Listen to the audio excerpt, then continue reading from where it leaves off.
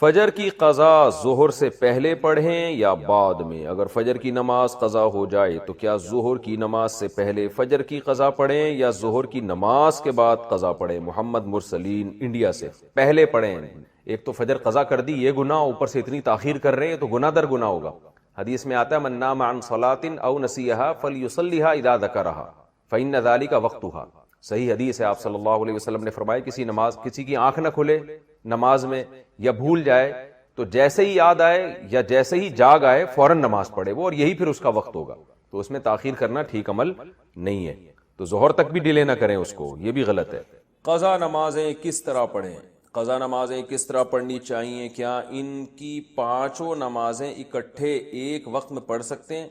वहीदुल्लाह खान कोहाट से। जी हाँ, एक वक्त में, एक दिन में आप पढ़ सकते हैं। एक टाइम पे भी पढ़ सकते हैं। 5 नहीं बल्कि वितर की कज़ा भी वाजिब है, तो वितर मिला के 6 हो जाएंगे, तो वो कज़ा इकट्ठी भी पढ़ सकते हैं। और नीयत ये करनी है कि मेरे ज़िम्मे, जैसे फजर आप पढ़ रहे हैं तो नीयत ये करें, मेरे ज़िम्मे फजर की जितनी नमाजें लाजिम हैं उनमें से मैं सबसे पहली नमाज पढ़ रहा हूँ। तो दोबारा जब फजर पढ़ेंगे तो भी ये नियत करेंगे कि मेरे ज़िम्मे फजर की जितनी नमाजें उनमें सबसे पहली, इसलिए कि वो जो पढ़ चुके हैं वो तो ज़िम्मे में रही नहीं है ना, तो अब जो जिम्मे में रह जाएंगी उनमें सबसे पहली। तो इसी तरह पढ़ते चले जाएं, वितर भी और जोहर भी और असर भी, और उसमें सुन्नत नहीं पढ़ी जाएगी। सुन्नतों की जगह कज़ा नमाजें पढ़ सकते हैं। क्या असर और इशा की सुन्नतें गैर मुअक्कदा ना पढ़ें और इसकी जगह कज़ा नमाज पढ़ लें? इस तरह नफिल भी ना पढ़ें तो क्या ये सही है? मोहम्मद आसिफ साहब इंडिया से। जी हाँ, सही है। ये सुन्नत मुअक्कदा तो ना छोड़ें, लेकिन गैर मुअक्कदा क़ज़ा उम्री की खातिर छोड़। क्या सिर्फ फ़र्ज नमाज पढ़ना ठीक है? अगर कोई शख्स सुन्नत मुअक्कदा और गैर मुअक्कदा और नवाफिल छोड़कर सिर्फ फ़र्ज और वाजिब ही अदा करता है तो क्या इसे गुनाह होगा और आखिरत में हिसाब होगा या नहीं? नीज क्या इसकी क़ज़ा करनी होगी? देखें, नवाफिल छोड़ देता है या सुन्नत गैर मुअक्कदा छोड़ देता है तो कोई गुनाह नहीं है, लेकिन अगर सिर्फ सुन्नत यानी फ़राइज़ पे इक्तिफा करता है और सुन्नत मुअक्कदा कभी भी नहीं पढ़ता तो फिर ये गुनाहगार है, क्योंकि सुन्नत मुअक्कदा को हमेशा के लिए तर्क कर देना, उलमा कहते हैं इसमें गुनाह का खतरा है और ये शख्स काबिल मलामत है, क्योंकि सुन्नत मुअक्कदा यही है जिसकी ताकीद बहुत ज़्यादा है। जैसे फ़जर की 2 सुन्नतें आप सल्लल्लाहु अलैहि वसल्लम हमेशा पढ़ा करते थे, हत्ता कि फ़जर की सुन्नतें फजर सफ़र में भी नहीं छोड़ी आप सल्लल्लाहु अलैहि वसल्लम ने। तो बाकी सुन्नतों का भी जो मुअक्कदा है उनका एहतमाम ज़रूरी। कभी कभार छूट जाए तो कोई हर्ज नहीं है उसमें, जैसे सफ़र में छोड़ दें या कोई इमरजेंसी है या बहुत ज़्यादा थकावट है, कभी कभार छोड़ने में कोई हर्ज नहीं। फजर की सुन्नतें रह जाएं तो कब पढ़ें? क्या हम फजर की नमाज के बाद सुन्नत पढ़ सकते हैं? बाज़ लोग बोलते हैं कि तुम पढ़ सकते हो और बाज़ लोग कहते हैं कि नहीं, बल्कि तुलुए आफ्ताब के बाद पढ़ सकते हो। इस बारे में रहनुमाई फरमाएं। आसिम नसीर कश्मीर से। ये मसला उलमा के माबैन इख्तलाफी है। इमाम अहमद बिन हम्बल, इमाम शाफ़ी के नज़दीक जायज़ है कि फ़जर की फ़र्ज़ नमाज के फ़ौरन बाद आप सुन्नतें पढ़ लें, लेकिन इमाम हनीफ़ा रहमहुल्लाह ताला के नज़दीक फ़ौरन बाद नहीं बल्कि इशराक के वक्त आप पढ़ें, और ये अब्दुल्ला बिन उमर से साबित भी है अमलन के। और ये जो हदीस में आता है कि नमाज के बाद सुन्नतें पढ़ी जाएँ, तो अहनाफ के यहाँ इसका मतलब यही है कि नमाज के बाद उस वक्त जब मकरूह वक्त गुजर जाए, और वो इशराक के वक्त गुजर चुका होता है, क्योंकि फ़जर की नमाज के बाद नवाफिल नहीं है, तो इसलिए। और सहाबा से भी मनकूल है, तो किसी वक्त मैं इंशाअल्लाह पूरे रेफरेंस के साथ इस पर दलाइल रिकॉर्ड करवा दूंगा। अभी तो सिर्फ साहिल ने जितनी बात पूछी है तो सिर्फ टू द पॉइंट उसी बात का जवाब दे रहा हूँ कि फ़िक़्ह हनफी में यही है कि आप इशराक के वक्त पढ़ें, फ़ौरन बाद ना पढ़ें। बाकी अगर कोई फजर के फ़ौरन बाद पढ़ रहा है, वो फ़िक़्ह हनफी को फॉलो नहीं करता, तो उसको पढ़ने दें, इसमें फड्डेबाजी वाली बात नहीं है। आप इस पर अमल करें कि एक मसलक को फॉलो करना चाहिए, दूसरे पे तानो तशनी नहीं करनी चाहिए। ये असलाफ का तरीक़ा था और यही तरीक़ा इस उम्मत में एक ऐसा तरीक़ा है जिससे उम्मत इख्तलाफ से बच सकती है। अपने दलाइल दूसरे पर थोपना और ये कहना कि मैं सही हूँ तुम गलत हो, इससे उम्मत में इत्तेहाद पैदा नहीं होगा। इत्तेहाद इसी से होगा कि आप एक मसलक पर अगर अमल कर रहे हैं तो आप उस पर अमल करें, दूसरे को आप बुरा भला ना कहें। तो हनफिया का इस बारे में दो टोक और वाज़ेह मौक़िफ़ है, और ये आसार सहाबा से भी साबित है कि फ़जर की आपकी 2 सुन्नत अगर छूट जाए तो फ़ौरन बाद ना पढ़ी जाए बल्कि इशराक के वक्त में पढ़ी जाए। और ये इशराक के वक्त में पढ़ना अफजल है, कोई लाजिम नहीं है, बेहतर है कि उसको पढ़ लिया जाए। फजर में अलार्म नहीं बजा तो क़ज़ा का गुनाह होगा? अगर कोई फजर का वक्त ख़त्म होने के 45 मिनट बाद फजर की नीयत से जागा और उठकर मोबाइल देखा कि अलार्म क्यों नहीं बजा, फिर वुज़ू करके फ़र्ज़ नमाज की क़ज़ा की, क्या इसे भी क़ज़ा करने का गुनाह मिलेगा या फिर ये मुआफ़ समझा जाएगा? आरिफ शेख इंडिया से। आरिफ शेख साहब, अगर पूरा इंतज़ाम इसने फजर में उठने का किया था फिर भी बेचारे की आंख नहीं खुली तो फिर क्यों गुनाह मिलेगा? हदीस में आता है कि लई सफ़िन नौम तफरीद फिल यक़ज़ा।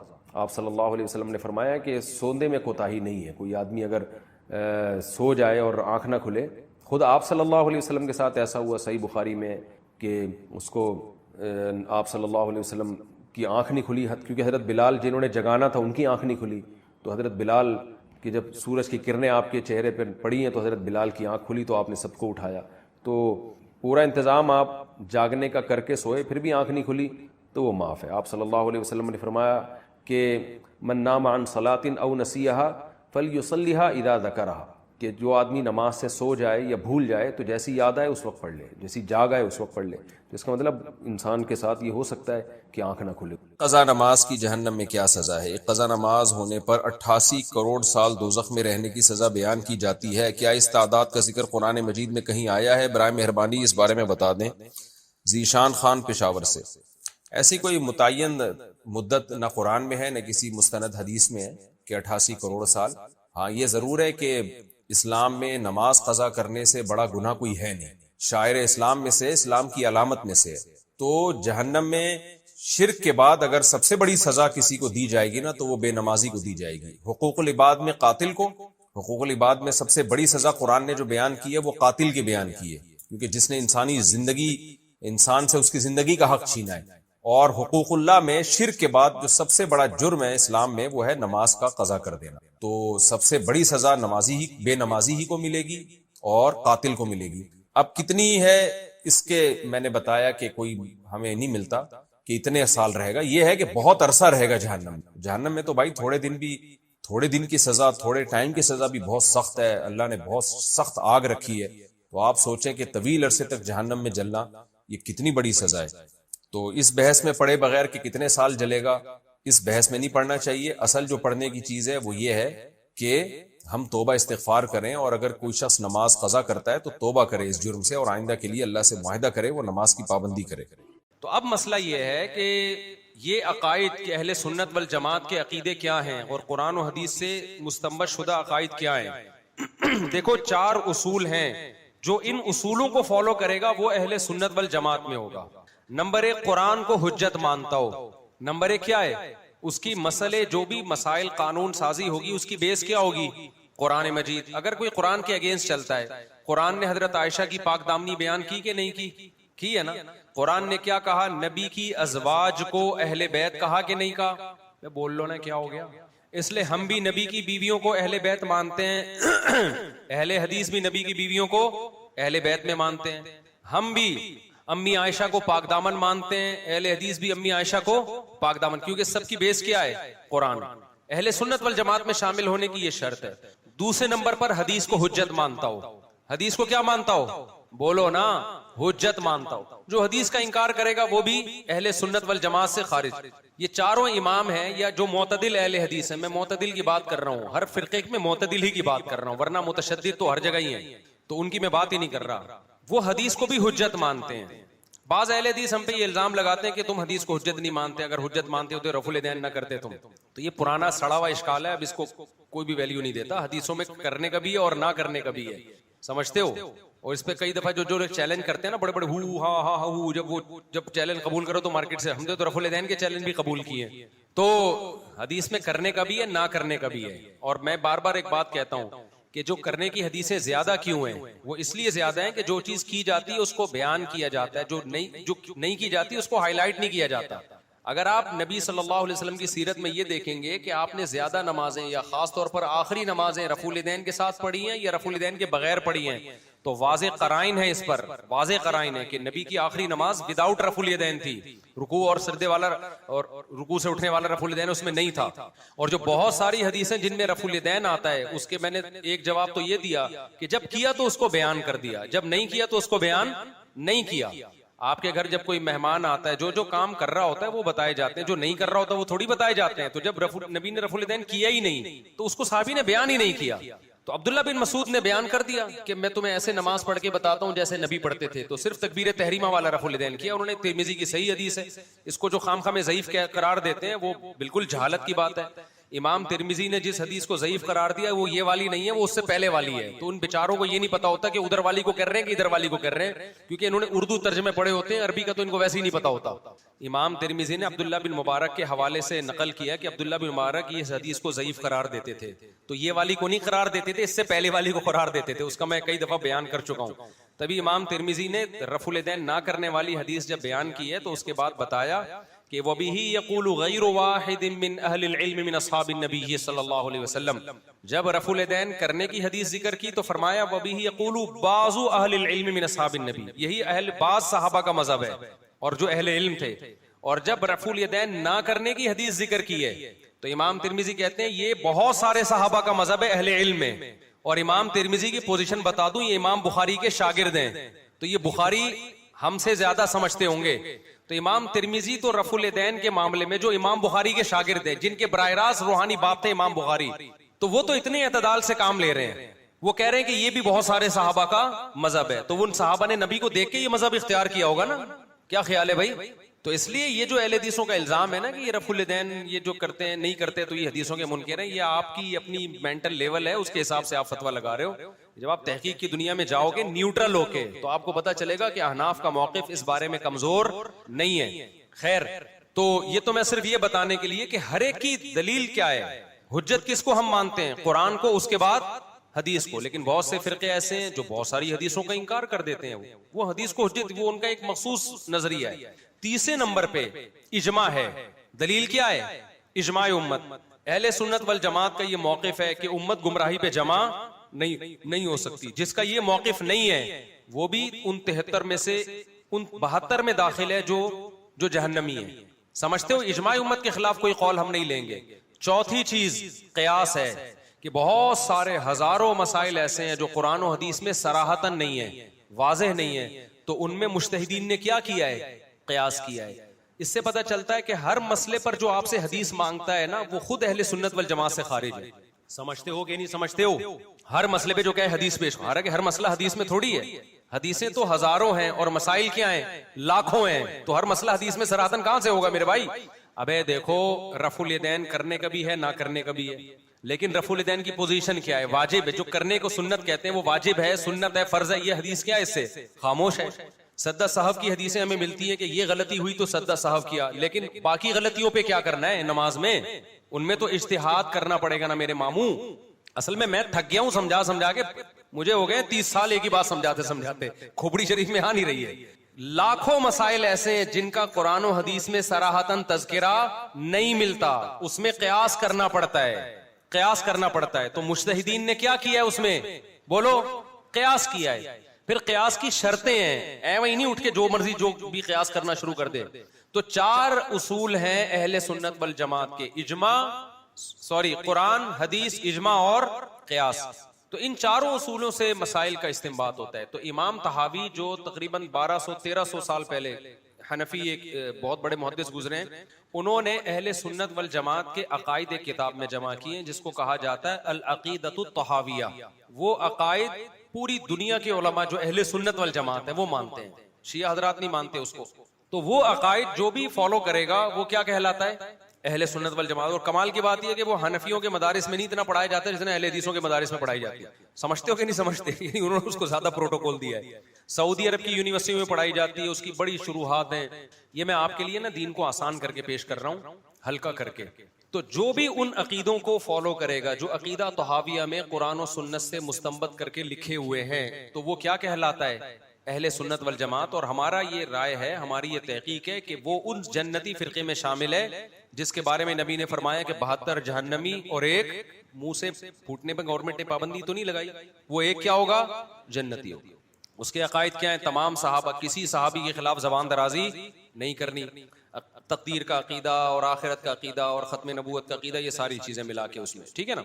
अब बात समझो, अहले हदीस में जो मोतदिल हैं वो भी उसी को मानते हैं, जो अहनाफ में मोतदिल हैं वो भी उसी को मानते हैं। बाकी बाद में जो इख्तलाफात हुए ना, जैसे अल मुहन्नद अल मुफन्नद है अकीदों की किताब, अहले हदीस कहते हैं हम इसको नहीं, बहुत से अहले हदीस कहते हैं हम इसको नहीं मानते, बहुत से कहते हैं हम इसको मानते हैं। बड़ा इख्तलाफ चल रहा है कि ये मुतनाज़ अकीदे हैं वगैरह वगैरह, उसकी पोजीशन समझ लो अल-मुहन्नद अल-मुफन्नद की, क्योंकि हमारे यहाँ भी बाज़ लोगों ने उसको बहुत गुलूब किया है। देखो, कुरान और सुन्नत में कुछ अकीदे ऐसे होते हैं जिनमें इख्तलाफ की गुंजाइश नहीं होती। अगर आप उसमें इख्तलाफ करोगे तो आप उन 72 में दाखिल हो जाओगे जो कौन से हैं, जहन्नमी। लेकिन कुछ अकीदे ऐसे हैं जो कुरान और सुन्नत ने वाज़े तौर पे बयान नहीं किए। हर अकीदा भी बुनियादी नहीं होता, कुछ अकीदे बुनियादी होते हैं, कुछ क्या होते हैं उसमें आपकी राय है, आप ये रख भी सकते हैं और नहीं भी रख सकते। तो अल-मुहन्नद अल-मुफन्नद के कुछ अकीदे ऐसे हैं जो इत्तिफाकी हैं, उनसे कोई इख्तलाफ करेगा तो गुमराह होगा। कुछ अकीदे ऐसे हैं जो उलमाए देवबंद ने दूसरी जगह वजाहत की, हमारी राय है, इससे कोई इख्तलाफ भी कर सकता है। और वो भी जो उलमाए देवबंद की राय है तो उसमें वो अकेले नहीं है, वो भी 1200 साल पहले भी उलमा की राय थी, उसके सदियों से चली आ रही है। उनके बारे में ये कहना कि उलमाए देवबंद ने गढ़ लिया है, ये झूठ है बहुत बड़ा। गढ़े हुए नहीं है, वो सदियों से चले आ रहे हैं। हम जो गए थे ना समझाने के लिए अल-मुहन्नद मुफन्नद के बारे में, वो यही समझाने के लिए गए थे कि जो आप इल्जाम लगा रहे हो ना कि उलमाए देवबंद ने गढ़े हैं, ये इल्जाम झूठा है। ये तो बड़े बड़े मुहद्दिसीन के अकीदे जो अल-मुहन्नद मुफन्नद में लिखे हुए हैं, लेकिन फिर भी उनमें हर अकीदा ऐसा नहीं है जिससे आपको इख्तलाफ नहीं कर सके। उलमा ने लिखा है मिसाल के तौर पर नबी के जसद से जो मिट्टी छूती है वो अर्श से अफजल है। उलमा देवबंद खुद ही इसी के कायल है कि अगर कोई अकीदा नहीं रखता तो ना रखे। कोई कहता है अर्श अफजल है तो भी ठीक है, कोई कहता है मिट्टी अफजल है तो भी ठीक है। अर्श भी अल्लाह की मखलूक है, मिट्टी भी क्या है, अल्लाह की मखलूक है। एक मखलूक को दूसरी मखलूक पे फजीलत दो, कोई इसको दे रहा है। हाँ, नबी को अल्लाह पे फजीलत दोगे फिर ये क्या हो जाएगा, फिर ये गलत हो जाएगा। तो अल्लाह पे तो कौन फजीलत दे रहे भाई? अर्श भी एक मखलूक है जो बाद में अल्लाह ने बनाई है, कब्र की मिट्टी भी है, तो मिट्टी और अर्श का टकराव हो रहा है, उसमें आप किसी को भी अफजल करार दे सकते हैं। उलमा देवबंद का अकीदा है कि मिट्टी अफजल है, और ये अकीदा इसलिए कि काजी अयाज ने जो 1200-1300 साल पहले गुजरे हैं, मुझे स्पेसिफिक उनकी डेट में हो सकता है गलती हो जाए, यानी 1000 साल से तो ज्यादा हो गया, उन्होंने इजमा नकल किया है। भाई इस पर तो पूरी उम्मत का इजमा है कि कब्र की मिट्टी अर्श से क्या है, अफजल है। तो उलमा देवबंद ने वो अकीदा ले लिया जो जुमहूर का अकीदा है। इजमा ना भी मानो तो जुमहूर का तो बन ही गया ना। तो सदियों से उलमा इसी का, अरब भी इसी के कायल हैं। कुवैत का जो मजमा उल फिक़्ह इस्लामी है, मजमा अल कुवैत अल इस्लामी अल इस्लामिया, तो वो जो है कुवैत का जो एक फिक़ा की अकेडमी है, उनके उलमा उनका भी यही अकीदा है। तो ये उलमा देवबंद का गढ़ावा नहीं है। बाज लोग कहते हैं ये उलमा देवबंद ने गढ़ लिया है। उलमा, आप पूरी दुनिया में सर्वे करोगे तो सबका यही मिलेगा आपको, सिवाय चंद एक के। लेकिन जो चंद एक इस अकीदे को गलत मानते हैं, वो भी उन उलमा को गलत नहीं मानते जो इस अकीदे को सही मानते हैं। ये सिर्फ पाकिस्तान में 2-4 स्कॉलर ऐसे पैदा हुए हैं जिन्होंने इन अकीदों की बेस पे उलमा देवबंद को गुमराह करार देना शुरू कर दिया। हालांकि उनको ये नहीं पता कि अगर आप उलमा देवबंद को गुमराह करार देते हो तो फिर आपको बड़े बड़े मुहद्दिसीन पे भी ये फतवा लगाना पड़ेगा। लेकिन वो इतने ढीठ हैं खानदानी कि उनको जब ये बताया भी जाता है कि ये तो फला का भी अकीदा है, फला मुहद्दिस का भी अकीदा है, तो वो ऐसे टेप लगा के बैठते हैं, फिर अगला क्लिप रिकॉर्ड करवा रहे होते हैं कि उलमा देवबंद गुमराह है, देखो उनका ये अकीदा है। सही है ना? तो ढीठ बनेंगे फिर कोई इंतहा नहीं है। इसी तरह उलमा देवबंद का जो ये अकीदा है कब्रों से फैज हासिल करना, इस पे फौरन शोर मचाया जाता है, ये तो शिर्क है। उलमा देवबंद ने उसके बाद लिखा है कि वो तरीके से फैज जो अवाम में राइज है वो हराम है। आप वो तरीके का फैज उलमा की तरफ मंसूब कर रहे हो जो पब्लिक में राइज है, वो वाला फैज मंसूब कर रहे हो ना। कब्रों से जाके मदद मांगना, उसको तो लिख रहे हैं कि वो उसको हम जायज नहीं समझते। तो इससे साफ पता चलता है कि फिर आप उलमा देवबंद से ही पूछेंगे जनाब कौन सा वाला फैज फिर जायज है, तो हम बैठे में बताने के लिए। मुतलक फैज का इनकार किसी ने भी नहीं किया। देखो हजरत उमर रजी अल्लाह तआला अन्हु ने वसीयत की कि मुझे कहां दफनाया जाए, कब्र के पास। क्यों? ताकि अल्लाह की जो रहमत पैगंबर की कब्र पे आती है वो रहमत उसका कुछ हिस्सा मुझे भी मिले। तो ये भी तो फैज है ना कब्र से। लोग कहते हैं ना भाई बुजुर्गों का फैज है कि आज मैं यहाँ पहुंचा हुआ हूँ, इसके एक गलत मतलब है, एक सही मतलब है। गलत मतलब ये कि उन बुजुर्ग ने पता नहीं कुछ क्या टेक्निकल काम किया जिसकी वजह से मेरी बिगड़ी पार हो गई, ये 100% हराम अकीदा है। और एक है मैं हजरत के पास बैठता था तो अल्लाह की खुसूसी बरकतें हुई, अल्लाह ने उसकी बरकत से क्या किया, काम किसने किया है? अल्लाह ने किया। बुजुर्गों की सोहबत के फायदे होते हैं ना, उसी फायदों को फैज से ताबीर कर रहे हैं। कहते हैं ना ये तो भाई आपका फैज है कि जब आप लोग मुझे कह रहे होते हैं आपका फैज है कि मैंने दाढ़ी रख ली। अब आपको ये शिर्क है जी, मुफ्ती साहब का फैज कहां से हो गया? भाई बयान सुन के दाढ़ी रखी है। तो कब्र जो है ना, नेक लोगों की कब्र के हदीस में आता है हजरत मूसा अलैहिस्सलाम को जब पता चला ना मेरी मौत का वक्त आ गया, तो आपने कहा कि मुझे बैतुल मक़दिस के करीब ले जाओ, मैं वहां दफन होना चाहता हूं। तो मस्जिद का फैज हासिल करना चाहते कि नहीं चाहते थे? तो जगहों के भी फैज होते हैं, वक्तों के भी। रमजान का अलग फैज है, वक्त का फैज होता है, जगहों के फैज हैं। लोग क्यों मदीना में दफन होना चाहते हैं? ताकि मदीना का उनको फैज मिले। इसी तरह किसी नेक आदमी की कब्र के करीब दफन होना ये भी क्या, उस कब्र का क्या है, उसका फैज हासिल करना चाहता है कि भाई शायद अल्लाह ताला मेरे ऊपर रहम करे कि भाई इसके पड़ोस में दफन हो। तभी तो हजरत उमर ने कहा कि मुझे नबी के करीब दफन किया जाए।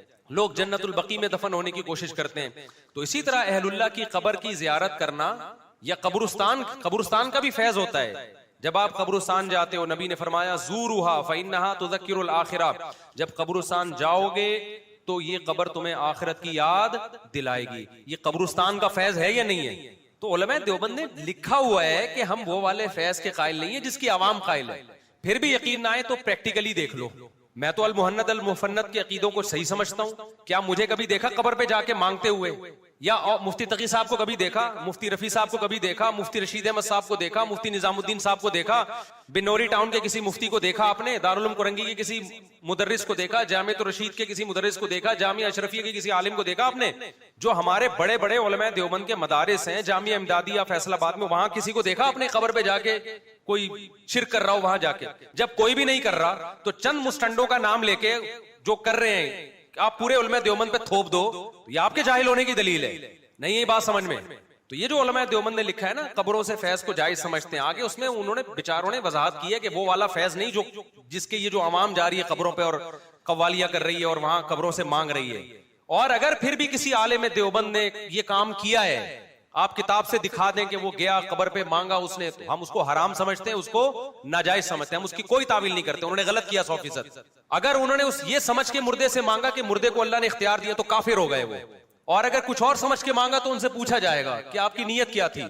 अगर वो एक्सप्लेन कर देते हैं कि मेरी नीयत थी कि अल्लाह से मांग रहा हूं मैं, तो गुमराह, बहरहाल गुमराही काम आपने यानी वो काम कर लिया जिससे शिर्क को प्रोमोट कर रहे हैं आप, तो हम उसकी कोई तावील नहीं करते। तभी उलमा देवबंद आज भी आपके सामने है। उलमा देवबंद ने कब्र परस्ती को बंद किया है। हिंदुस्तान और पाकिस्तान में जहां कब्र परस्ती नहीं है वो उलमा देवबंद का आपको वहां पे असर नजर आएगा। जहां उलमा देवबंद की गिरफ्त ढीली है वहां आपको ठीक ठाक मजार नजर आएंगे।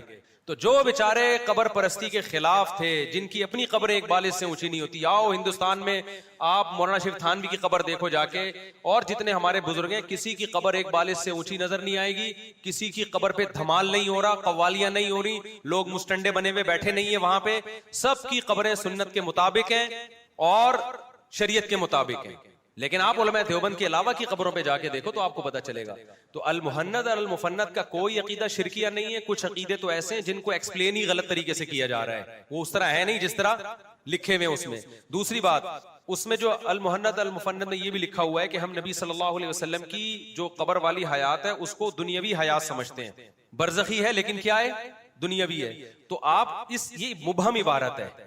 आप उलमा देवबंद से इसका मतलब पूछें, हजरत ये मुबहम दुनियावी भी है और बरज़खी भी मान रहे हो, तो बरज़खी है तो दुनियावी नहीं होती, दुनियावी है तो बरज़खी नहीं होती। अब जो शरपसंद लोग हैं उन्होंने क्या किया, उन्होंने कहा देखो ये दुनियावी हयात के साथ कब्र में जिंदगी के कायल है, तो ये तो गुमराह अकीदा है। जब आप उलमा देवबंद से पूछते हैं तो जितने भी बड़े बड़े उलमा देवबंद हैं, मुफ्ती मोहम्मद शफी साहब रहमतुल्लाह अलैह और जितने हमारे अकाबिर गुजरे हैं, वो सब इसको एक्सप्लेन करते हैं कि असल में बरज़खी है, दुनियावी से तशबीह दी गई है, दुनियावी की तरह है। जब तरह मान लिया, जब आप कहते हो जैद शेर की तरह है, इसका मतलब वो शेर नहीं है। तशबीह जब दी जाती है जब आप ये मान लेते हो कि वो है नहीं।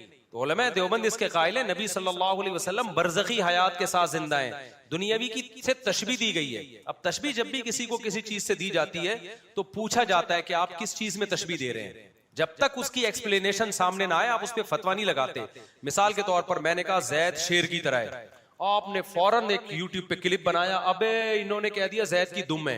मैं कह रहा हूं मैंने तो नहीं कहा जैद की दुम है, आप कह रहे, आपने फौरन फितना कर दिया कि आपने खुद नहीं कहा जैद शेर की तरह है और शेर की दुम होती है, इसका मतलब आप जैद की भी दुम के कायल हो। फिर आपने कहा अबे इसने जैद की गुस्ताखी की है, इसने जैद को कहा ये दरिंदा है। ये क्या है, दरिंदा है।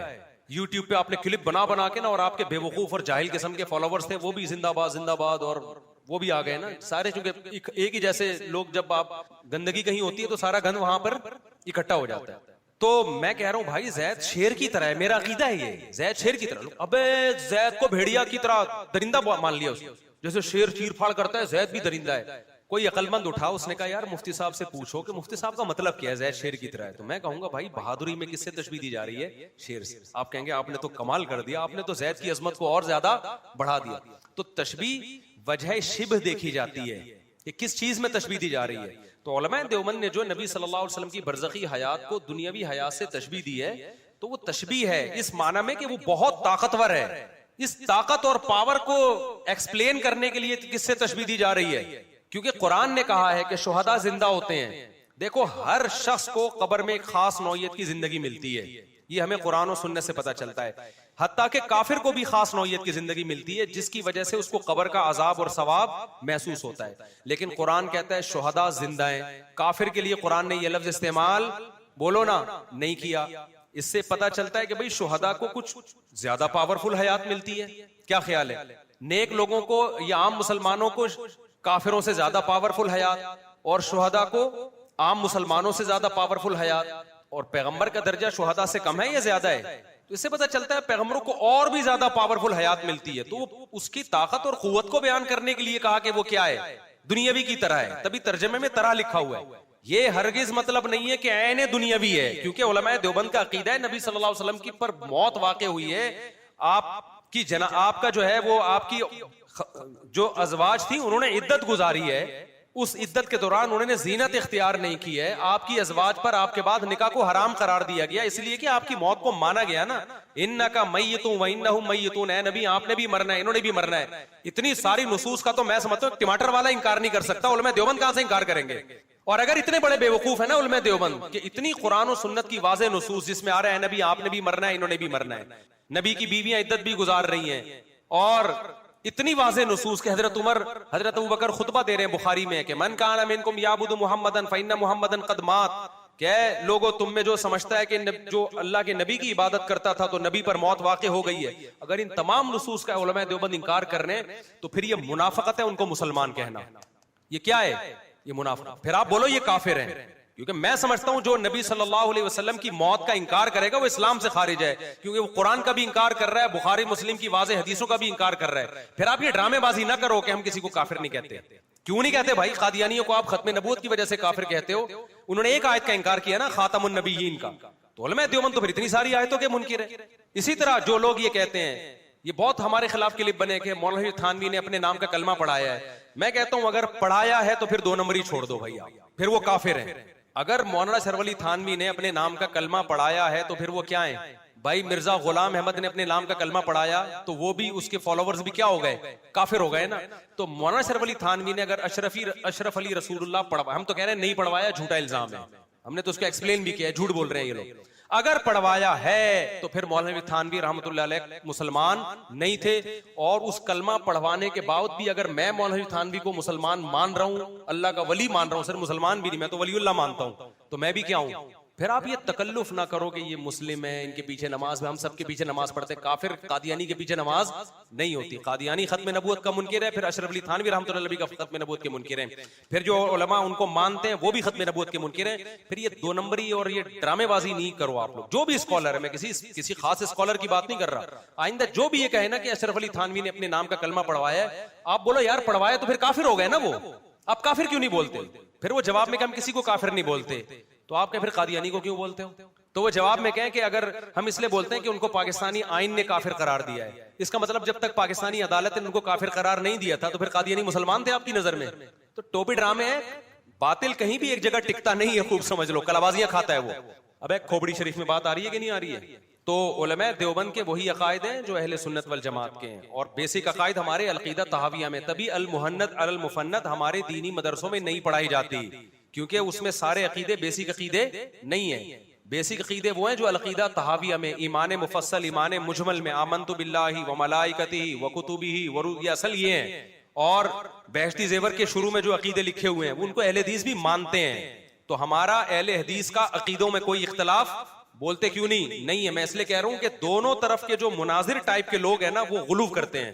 अहले हदीसों में भी बाज गाली हैं जो उलमा देवबंद को अहले सुन्नत से खारिज करते हैं, इधर भी बाज गाली है। लेकिन हकीकत ये है कि ना उलमा देवबंद के अकीदे अहले सुन्नत वल जमात के खिलाफ हैं, वही अकीदे जो सदियों से चले आ रहे हैं, जो कुरान और हदीस से मुज़य्यन है। और अहले हदीस के भी बेसिक अकीदे क्या हैं? वही अकीदे हैं। तो इनका बुनियादी अकीदों में कोई इख्तलाफ नहीं है। हमारा अहले हदीस से सिर्फ ये इख्तलाफ है कि आप अपने फ़िक़्ह को क्या कर लो भाई, मुदव्वन कर लो।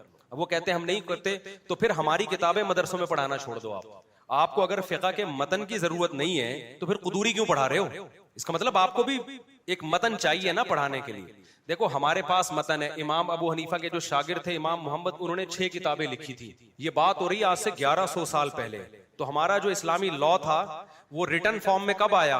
1100 साल पहले। बाज लोग कहते हैं उससे पहले क्या होता था, जब उससे पहले रिटर्न की जरूरत नहीं थी तो अब क्या जरूरत पड़ गई थी। ये फिर हदीस पे भी इश्काल होगा कि इमाम बुखारी के दौर में हदीसें जो है प्रॉपर मुरतब हुई हैं, तो 150, 200, 300 साल के बाद जाके उससे पहले क्या जरूरत, जब उससे पहले जरूरत नहीं थी बाद में जरूरत पड़ी, तो फिक़ह की भी पहले जरूरत नहीं थी बाद में जरूरत पड़ी, क्योंकि लॉ रिटर्न में होता है ना। देखो शुरू में मुहद्दिसीन कोई हदीस की किताब नहीं लिखते थे, हदीसें सीना बसीना चलती थी।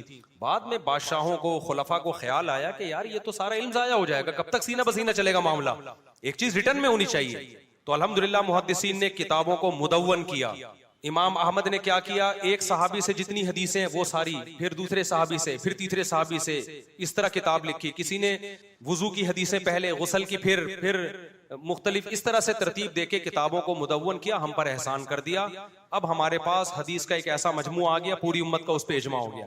अब अगर कोई शख्स उठते आता है, मुझे एक बात बताओ, वो कहता है कि मुझसे फलाने बयान किया, मुझसे फलाने बयान किया, मुझसे फलाने बयान किया, होते होते सनद कहां तक पहुंचाता है? मोहम्मद सल्लल्लाहु अलैहि वसल्लम तक। हम उसी हदीस को मानेंगे?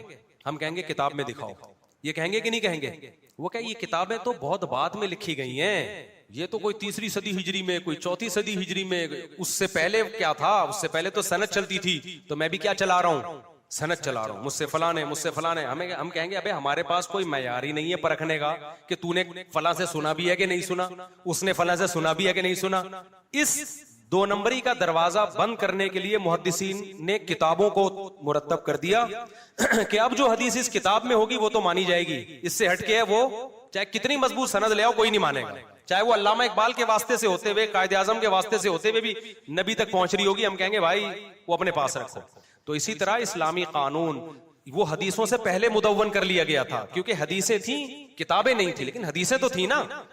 तो इस्लामी कानून जब मुदव्वन कर लिया गया, अब कोई मार्केट में नया मसला लेकर आएगा, हम कहेंगे किताब में दिखा भाई, वो कहेगा मैंने कुरान और हदीस से इस्तिदलाल किया है। तो उसको यही जवाब दिया जाएगा कि जैसे अब कोई सनद क़यामत तक पेश कर देना नबी तक, उसकी कोई एतबार नहीं है, तो ऐसे ही कोई मसला मार्केट में नया लाएगा, उसका कोई एतबार नहीं है, क्योंकि कुरान और सुन्नत की रोशनी में मसाइल लिख लिए गए हैं, उन्हीं में से किसी एक को फॉलो करना पड़ेगा। तो सिर्फ कुरान और हदीस का हवाला काफी नहीं है, आपको किसी मुज्तहिद फकीह का भी हवाला देना पड़ेगा कि ये कौल किसी ने पहले किया भी है कि नहीं किया, या तू मार्केट में नया मसला लेकर आ रहा है। जैसे गामदी साहब जब कहेंगे कि भाई वो नहीं है, रजम नहीं है शादीशुदा मर्द और औरत के लिए, क्योंकि कुरान में रजम का तस्करा नहीं है, तो हम गामदी से पूछेंगे कि ये तो किसी फकीह ने नहीं लिखा, बताओ किसी मुज्तहिद ने लिखा हो कि रजम नहीं है, तो वो कहेगा लिखा हुआ नहीं दिखा सकता वो।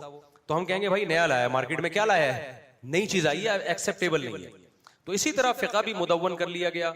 इमाम अबू हनीफा के शागिर्द थे इमाम मोहम्मद, उन्होंने 6 किताबें लिखी जो फिक़ह हनफी का मतन है। उन्हीं 6 किताबों की आगे शुरुआत होते होते हमारे पास एक मतन भी मिलेगा, हमें शुरुआत भी मिलेंगी, फतावा भी मिलेंगे, इसी तरह फिक़ह शाफी में भी, मालिकी में भी, हम्बली में भी। तो हम अहले हदीस से वही सवाल है कि आप भी एक लॉ को मुरतब कर लें। और अगर आप कहते हैं हमारा हर मसला हम डायरेक्ट कुरान हदीस से निकालते हैं, तो फिर मदरसों में भी ना फिक़ह हम्बली पढ़ाएं, ना फिक़ह हनफी पढ़ाएं, ना तनकीदी नजर से, आप फिर डायरेक्ट बुखारी पढ़ाया करें और उसी से मसाइल बताते रहा करें। फिर मतन क्यों पढ़ा रहे हो फिक़ह का? इसका मतलब आपको भी जरूरत है, कोई रिटर्न चीज होनी चाहिए जिसमें सब मसाइल मिले। तो इनके रिटर्न मसाइल हैं, मैं मानता हूं, अहले हदीसों की किताबें हैं इस पे, वुजू पे भी मसाइल, नमाज में भी, लेकिन कोई ऐसा जामे निसाब नहीं है जिसको सब मानते हो। हनफियों में मिलेगा, शाफियों में मिलेगा, हनाबिला में मिलेगा, मालिकिया में मिलेगा, अहले हदीस में अब तक 1400 साल गुजर गए नहीं है। तो अब लिख लें भाई, हम मान लेंगे, मैं सच्ची मुच्ची में कह रहा हूं, मान लूंगा, मैं ऊपर ऊपर से नहीं कह रहा, क्योंकि जब एक चीज है निस्बत तो उसकी भी कुरान और हदीस की तरफ है ना, तो चलो यार हम मान लेंगे उसको, बशर्ते कि उसमें इजमाई उम्मत के खिलाफ कोई मसला ना हो। तो आप उसको रिटर्न फॉर्म में ले आए, उसका फायदा क्या होगा? फिर ये बाज अहले हदीस जो 2 नंबरियां करते हैं इससे रुक जाएंगे। वो 2 नंबरियां क्या करते हैं, बस वो बता के मैं आता हूं मसाइल की तरफ। वो 2 नंबरियां ये करते हैं कि जब 3 तलाकें देते हैं तो अहले हदीस से फतवा लेके 1 कर लेते हैं, लेकिन जब किसी लड़की से शादी करनी होती है, उसका अब्बा राजी नहीं होता, तो फिर वली की इजाजत के बगैर अहले हदीस निकाह को नहीं मानते, उसमें वो किससे फतवा लेते हैं? हनफी से फतवा लेते हैं। ये दो नंबरियां हमने अहले हदीसों में भी देखी हैं। इसी वजह से उलमा कहते हैं कि जब आप एक फिक़ा को फॉलो करोगे तो प्रॉपर उसी को फॉलो करोगे आप। अगर आप हनफी हो तो प्रॉपर हनफी रहोगे आप, शाफी हो तो प्रॉपर शाफी रहोगे आप, फिर अगर अहले हदीस हो तो प्रॉपर अहले हदीस। तो वो जब भी मुमकिन है जब आपका रिटर्न में कोई मसाइल का मजमुआ होगा जिसको सब मानते होंगे। हनफियों में है, शाफियों में, आप में नहीं है। तो आप में ये है कि वो उस अहले हदीस आलिम को मानता है, यूट्यूब पे उसको सुनता है, बस उसी को सुनता है, दूसरा उसको सुनता है, दूसरे को नहीं सुनता, उसको सुनता है, तीसरे को नहीं सुनता। ये तो उम्मत इकाइयां में बढ़ जाएगी ना, ये गलत है। समझते हो गए नहीं समझते? आगे चलते हैं मेरे बॉय। अच्छा, एक मैंने हदीस बयान की है कि अनार का एक दाना ऐसा है जो जन्नत का दाना है। मैंने हदीस बयान की थी कि हर अनार में एक दाना ऐसा होता है, हदीस में आता है, जो कहां से आया है? जन्नत से आया। तो एक अहले हदीस मौलाना, वो अहले हदीस भी नहीं है, पता नहीं क्या है वो, वल्लाहु आलम। मैंने समझा कि शायद अहले हदीस होंगे, वो कुछ और ही चीजें तो आ रही है मार्केट में, तो पता ही नहीं चलता ये सऊदी अरब के मुफ्तियों के मुकल्लिद हैं या हदीस के फॉलोवर, कुछ खोपड़ी में समझ में नहीं आती बात। खैर वो जो भी है हमसे अच्छे ही होंगे, मेरा मकसद उनकी बुराई नहीं है। उन्होंने पूरा 20 मिनट का क्लिप बनाया या 15 मिनट का मेरे खिलाफ कि इसने ये हदीस बयान की है, ये सही हदीस नहीं है, ये मौजू हदीस है, इसमें तो सऊदियों के मुफ्तियों का भी यही फतवा है और अल्लाह भला करे उलमा देवबंद का भी यही फतवा है कि ये अनार के अंदर जो एक दाना है वो जन्नत का दाना, ये हदीस मौजू है। मन गढ़ा था पूरा 10-15 मिनट का। तो मैंने सुना वो कल बैठ के, स्टाइल उनका सही ही था, लेकिन 10-15 मिनट एक बात को तूल दिया। मैंने कहा यार इतना करने की क्या जरूरत थी? मुझे कहीं से मैसेज भिजवा देते, मुफ्ती साहब ये हदीस ज़ईफ है, मैं तहकीक करके रुजू का ऐलान कर देता। ये क्या है भाई, मुझसे गलती हुई है, इस पे इतना लंबा क्लिप बनाने की क्या जरूरत थी? तो वाकई मैंने जब तहकीक की तो वो हदीस सही नहीं है, तो मैं रुजू कर रहा हूँ भाई वो हदीस क्या है। मैंने दौरे हदीस में वो हदीस पढ़ी थी, उस वक्त मुझे तहकीक का मौका नहीं मिला था। अब चूंकि वो कोई शरई मसाइल से ताल्लुक भी नहीं है ना उसका, शरई मसला जब बयान किया जाता है उसमें तो बहुत तहकीक करके हदीसें देखी जाती हैं। एक अनार से मुताल्लिक एक फजीलत की हदीस मुझे याद थी और मैं इसका एहतमाम करता हूँ कोई ज़ईफ हदीस फजाइल में भी मैं लोगों को ना सुनाऊं। आपने मेरे बयानात में बहुत कम है कि कोई ऐसी हदीस मैंने सुनाई हो जो ज़ईफ है। और अगर फिर भी इंसान गलती से सुना दे तो उसका तरीका ये है कि आप किसी जरिए से मुझे पैगाम भिजवा दें कि भाई ये हदीस क्या है, ज़ईफ है, या आप 2 मिनट का क्लिप रिकॉर्ड करवा दें, भाई मुफ्ती साहब ने हदीस बयान की लेकिन ये ठीक नहीं है। जैसे कि अरब उलमा भी ऐसे ही करते हैं और ऐसा होता है। हम तो इख्तलाफी मसाइल जब पढ़ते हैं तो बहुत दफा ऐसा होता है कि भाई फना जो हदीस बयान कर रहा है वो ज़ईफ है, तो उन्होंने बेचारों ने 10-15 मिनट इतनी लंबी बात कर ली। मैंने तो देखा ना, मेरा उन्मान था, मेरा नाम था, मैंने कहा देखूं क्या, तो मुझे इतना गुस्सा है भाई, टू द पॉइंट बात तो करें ना, आगे है क्या वो, कि मैंने गलती क्या की। वो आखिर में जाके बताया कि जी हदीस ज़ईफ है। तो इसलिए आइंदा कोई भी अहले हदीस हो या कोई भी देवबंदी हो या कोई भी बरेलवी हो या कोई भी हो, अगर मेरे बयान में कोई गलती आपको नजर आती है तो इतने लंबे चौड़े क्लिप के बजाय आप 30 सेकंड का क्लिप बना दें, उसमें आप बोल दें भाई मुफ्ती साहब ने हदीस बयान की, ये ठीक नहीं है, तो मैं ऐलान कर दूंगा शुक्रिया के साथ कि भाई वाकई हदीस सही नहीं है, मुझसे बयान करने में क्या हो गया, मिस्टेक हो गया। हमने कब दावा किया कि हम ऐसे दूध के दुले में कि हमसे मिस्टेक ही नहीं हो सकती। तो उनका भी मैं शुक्रिया के साथ, जिन्होंने ये क्लिप रिकॉर्ड करवाया, उनका शुक्रिया कि